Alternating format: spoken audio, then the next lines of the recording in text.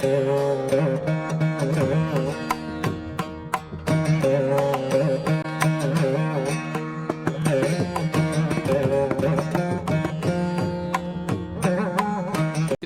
చుక్క రామయ్య గారు వారి సందేశాన్ని అందించవలసిందిగా వారిని ఆహ్వానిస్తున్నాను. ఎంత ముసలివాడినైనా ఇంకా ఉపాధ్యాయుడినే అనుకుంటున్నాను.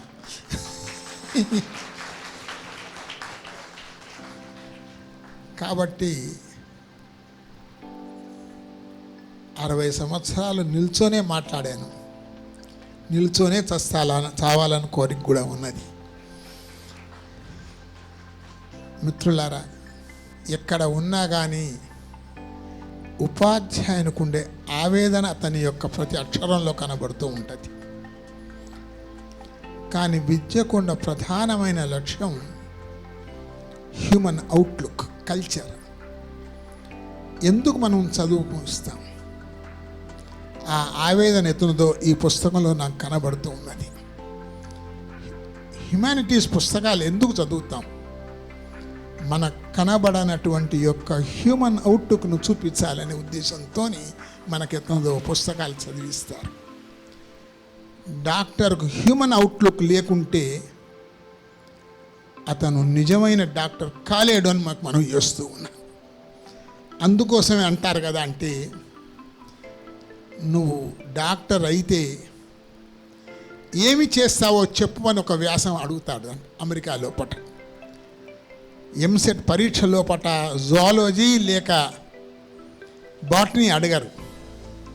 అడిగేది ఏమిటిదా అంటే, if you become a doctor, why do you become a doctor, why do you opt to that profession. అంటే నేను ఇప్పుడు ఈ ప్రభుత్వానికి కూడా చెప్పదలిచాను, మనం ఎంసెట్ లేక ఈ ఎంట్రన్స్ పరీక్ష యొక్క పరీక్షా విధానాన్నే మనం మార్చవలసి ఉన్నది.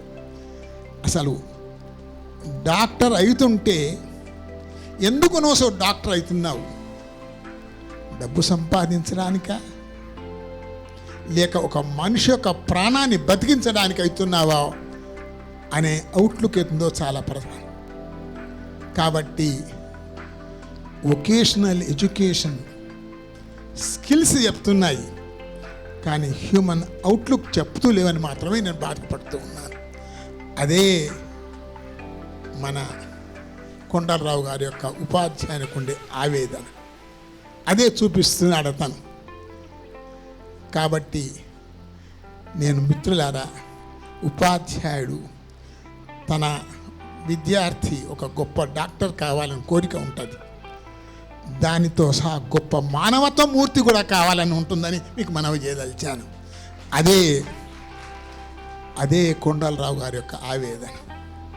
కాబట్టి నేను కొండలరావు గారి యొక్క గుణగణాలు ఇప్పుడు ప్రస్తుతం నేను చెప్పబోతుందో, నాకు ఇంకా మీటింగ్ ఉన్నాయి కాబట్టి సెలవు తీసుకుంటాను.